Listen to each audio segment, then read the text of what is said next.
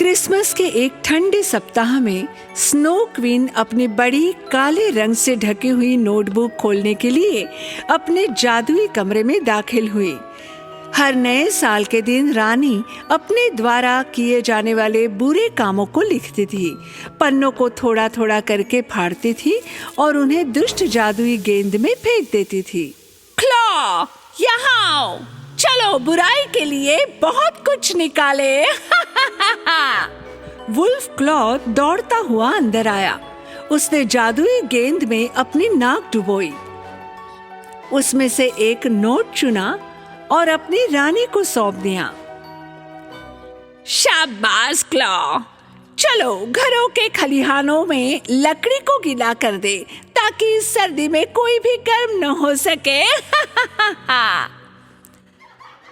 हालांकि उस समय देश के लोग खुशी में रहते हुए जंगल की गहराई में क्रिसमस ट्री सजा रहे थे। इस साल चमकते सितारे को सबसे ऊपर रखने का काम प्रिंस विलियम को दिया गया था। राजकुमार हाथ में सितारा लेकर पेड़ पर चढ़ गए, चढ़ते गए और चढ़ते गए, इतना कि लोग अब छोटे दिखने लगे। जब उन्होंने नीचे देखा, मुझे उम्मीद नहीं थी कि पेड़ की चोटी इतनी ऊंची होगी। हालांकि विलियम ने बहुत कोशिश की, लेकिन वो तारे को शीर्ष पर नहीं रख सका। इस बीच उसका दोस्त व्हाइट ईगल उसकी मदद के लिए उड़ गया। जिन लोगों ने सफेद ईगल को पहली बार देखा, उन्होंने उसे बड़ी प्रशंसा के साथ देखा। ईगल ने अपने पंख चौड़े फैला दिए, तारे को अपने मुंह से पकड़ लिया और धीरे से उसे पेड़ के शीर्ष पर रख दिया। उस पल तारे की रोशनी से हर जगह चमकने लगी। अरे वाह, बढ़िया, हाँ, बहुत बढ़िया, अद्भुत। धन्यवाद ईगल मित्र। उसी समय स्नो क्वीन ने महल की खिड़की पर चमकती हुई एक चमकदार रोशनी देखी। हाँ, क्या है ये प्रकाश? क्या है? जब रानी ने उसके भेड़िए के साथ प्रकाश की दिशा में देखा तो लोग नाच रहे थे और मौज मस्ती कर रहे थे। उसने तुरंत इसे खत्म करना चाहा। क्लॉ, अभी वो सितारा मेरे पास लाओ। अगर तुम असफल हो गए तो मैं तुम्हें इस महल में जंजीर से बांध दूंगी। रानी के आदेशों का पालन करने के लिए भेड़िया जल्दी से महल के बाहर चला गया।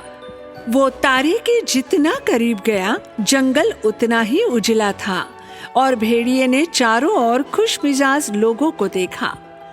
थोड़ी देर के बाद भेड़िया, जो विशाल क्रिसमस पेड़ के पास आया, भाग गया। जब किसी ने उसे नहीं देखा तो वो तेजी से पेड़ पर चढ़ गया। ये रानी का भेड़िया है।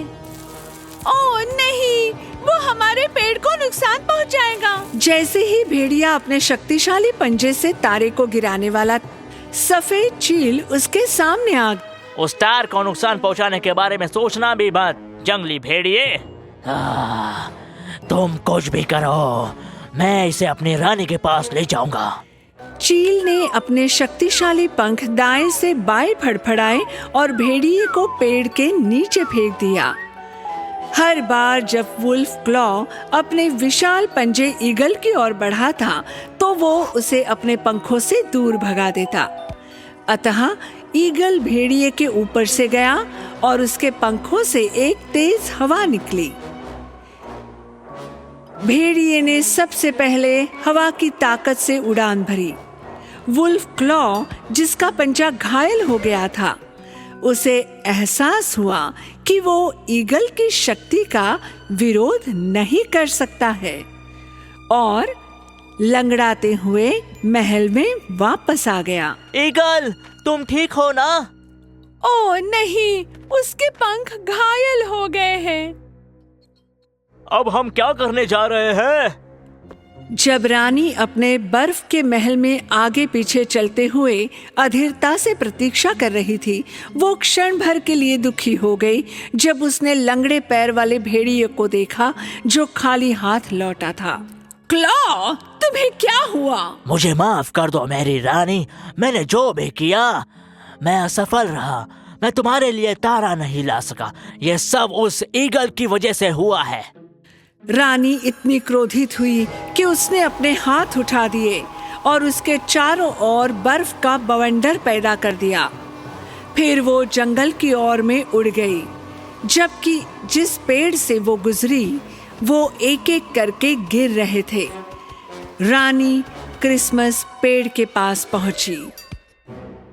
जब बच्चों ने रानी को बवंडर से निकलते हुए देखा तब वो डर के मारे वहां से भाग गए।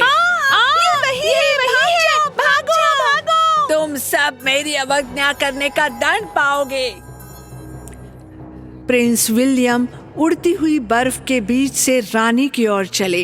वो अभी भी उससे प्यार करता था, ठीक उसी तरह जैसे पहली बार उसने उसे देखा था, परंतु सुंदर रानी उसे क्रोध से देख रही थी। ये क्रिसमस ट्री खुशी का प्रतीक है, कृपया इसे नुकसान न पहुंचाएं। राजकुमार ने लोगों की तरफ हाथ करते हुए कहा, तुम्हें एहसास नहीं है कि तुम सबको कितना परेशान कर रही हो?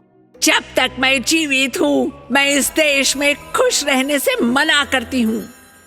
रानी ने बिजली को अपने हाथों से आकाश में भेजा,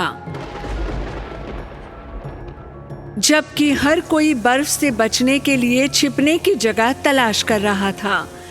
सफेद ईगल ने अपने पंख फैलाए और लोगों को अपने पंखों के नीचे ले लिया। बर्फ के हर टुकड़े ने ईगल पंख को चोट पहुंचाई। रानी पेड़ के ऊपर उड़ी और जैसे ही उसने तारे को छुआ उसकी सारी चमक बुझ गई। जंगल अचानक अपने पूर्व अंधकार में डूब गया। तारे की रोशनी नहीं बल्कि मेरी शाश्वत बुराई का साया तुम पर सदैव मंडराते रहेगा। तुम में से कोई भी मेरा विरोध नहीं कर पाएगा।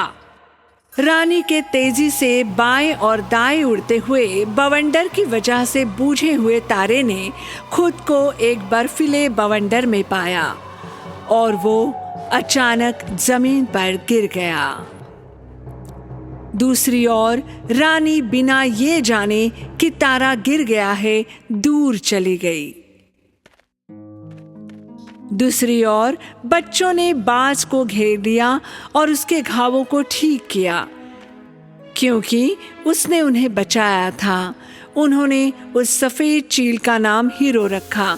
उस पल में अंधेरे में दो आंखें दिखाई दी, डायन कारा की, जिसने अपने बर्फीले दिल से रानी को बचपन में श्राप दिया था, सब देखती रही थी।